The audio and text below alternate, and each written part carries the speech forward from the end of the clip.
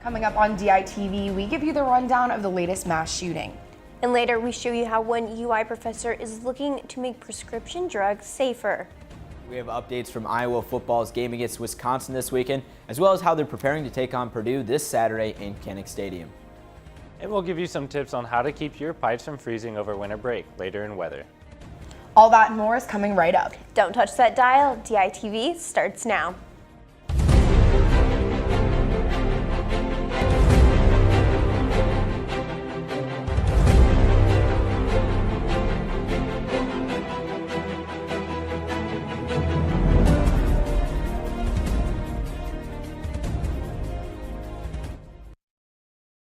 Good morning, and thank you for tuning in to this Wednesday morning edition of DITV. I'm Becca Scadden. And I'm Mackenzie Cooper.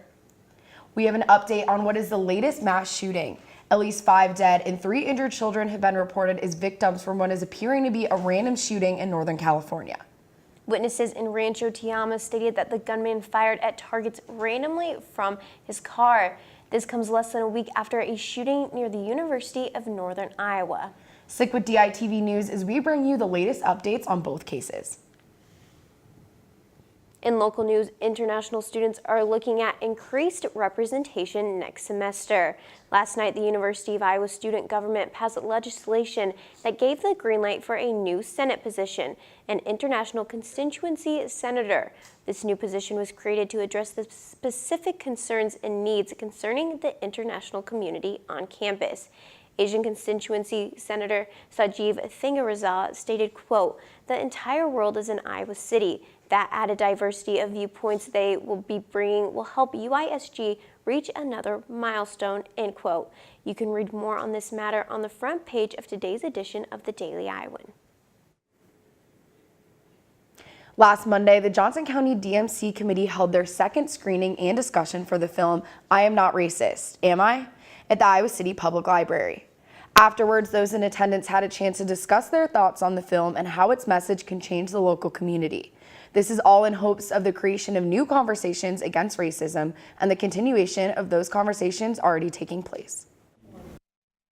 Maybe it's not a protest urgency, but it is a, why are you not, if you are having this conversation around race, how do you take it to the next level? And if you haven't, why haven't you?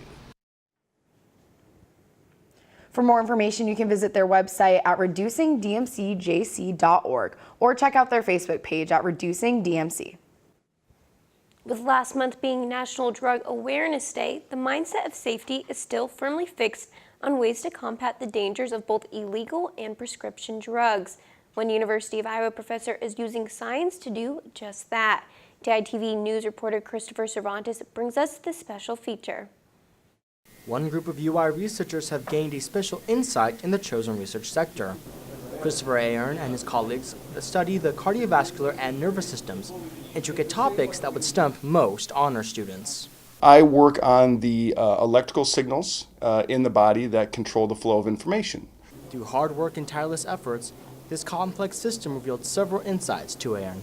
We've been able to gather insight on basically the fundamental aspects of how do these proteins sense and respond to electrical stimuli and how they then generate waves of what we call action potentials. Because of this, Iowan and his colleagues were able to determine how certain prescription drugs work by seeing how they physically interact with the proteins, which in turn could be used to make the drugs stronger and safer.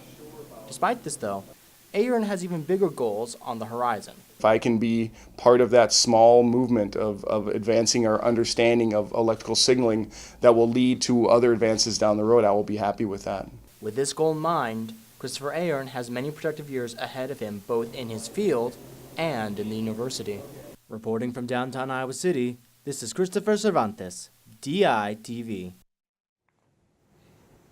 Well, Kenzie, Thanksgiving break's just a couple days away. Yes, definitely. I can't wait. I'm excited to go home and, visit my family, spend some time with them.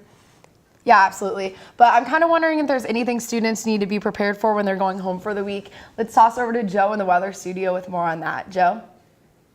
Yeah, guys, there's a couple things out there. As it gets colder, remember to take some precautions so your pipes don't freeze this winter. Some things you can do to help prevent this from happening in your home are: never set your thermostat below 55 degrees. This will ensure that your pipes can stay at a good temperature. Do not shut off your heat or areas of your home or apartment that can contain any of these plumbing or water fixtures in your home.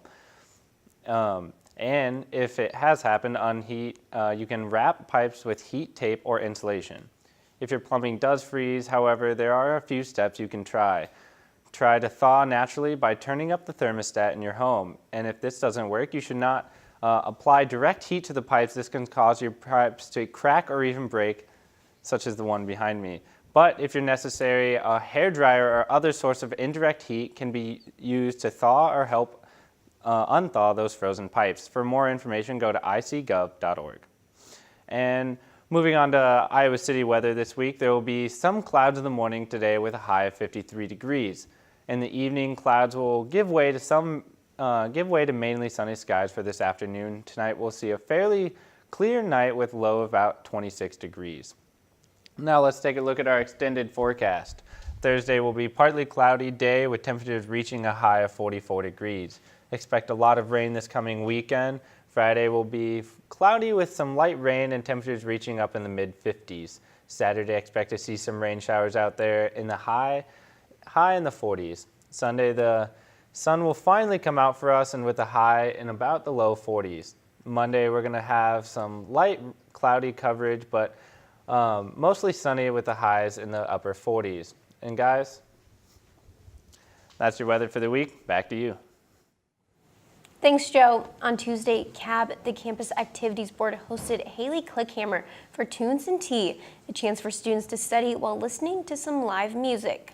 Klinghammer picked up a guitar at the age of 14 and the rest was history. Her passion is turned into a career with more than 250 videos on YouTube and over 240,000 subscribers. Klinghammer's performance consisted of covers and her own original music. So it's one of our events that we do the first and third Tuesday of every month here in the Hawkeye Room. Sometimes we do things where you come and you make a craft and you get to take it home. Sometimes it's a stress relief.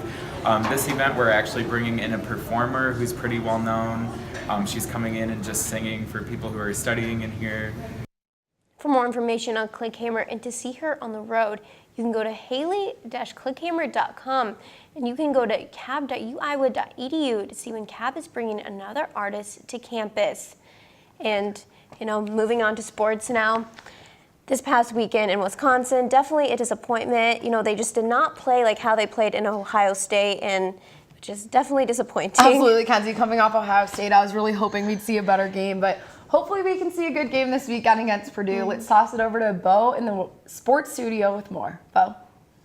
Thanks, guys. Yes, extremely disappointing loss at Wisconsin this past weekend. Iowa has to bounce back quickly and play like we saw them play against Ohio State. Here's what Coach Kirk Ferentz had. The biggest thing is, I told the team right after the game, the same thing on Sunday, is that, the biggest thing we can do is learn from that, and then we've got to move on. I think as a team, we certainly showed really good potential in all three phases a couple weeks ago in Kinnick. And then, it wasn't quite the same this past Saturday.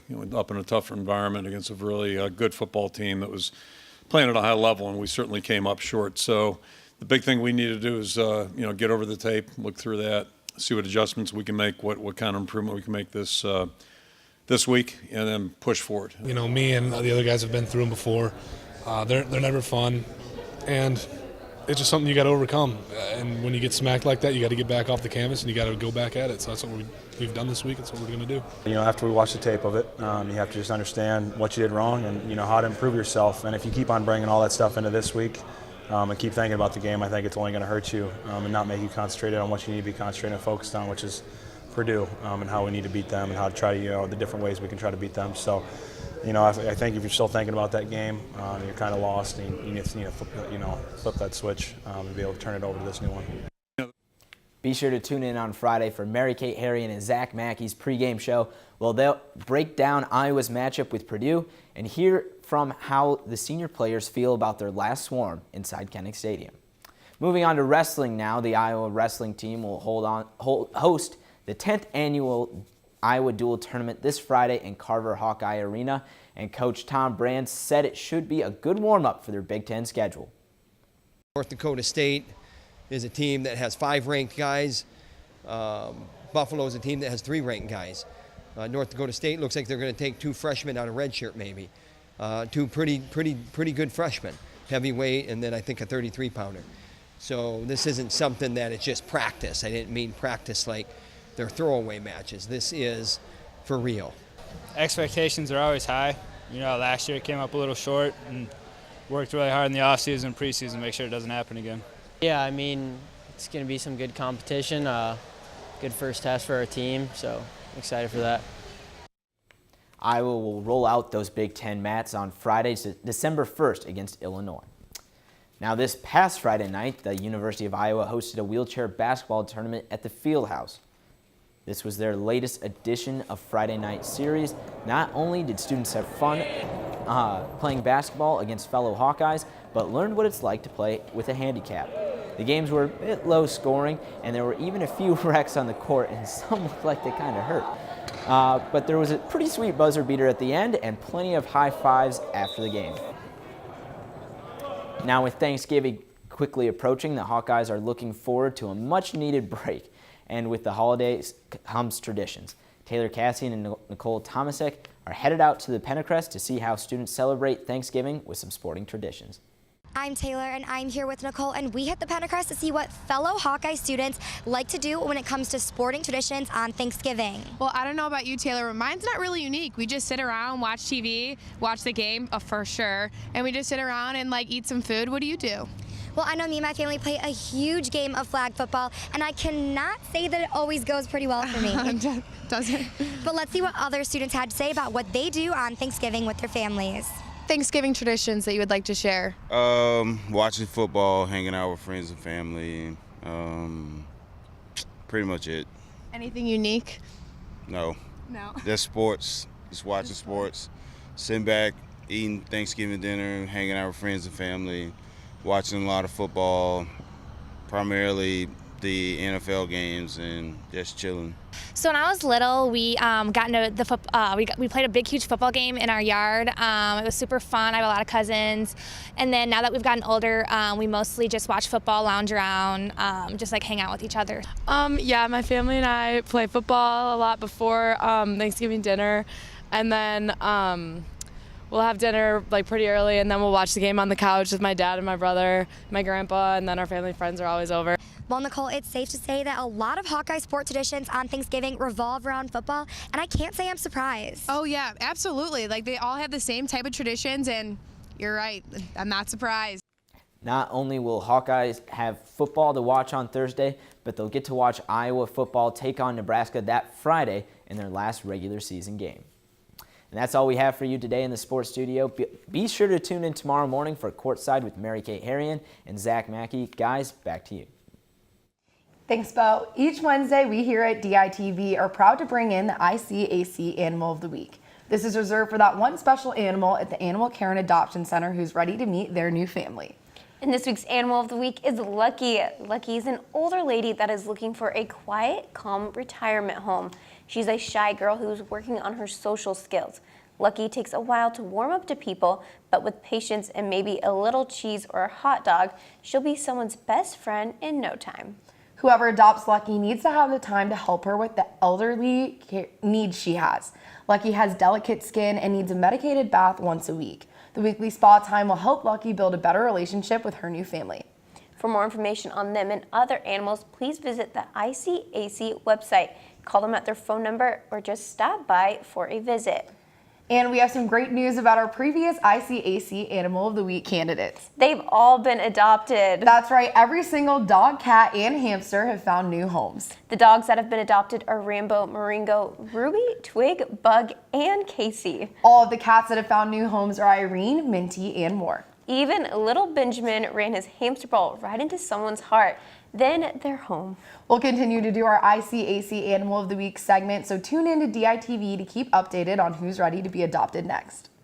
And that's all we have for you on this Wednesday morning edition of DITV. Be sure to head over to dailyiowan.com for all your latest news between Monday and Friday. And if that isn't enough of the Daily Iowan for you, be sure to check out the print edition of the news on Stands Now.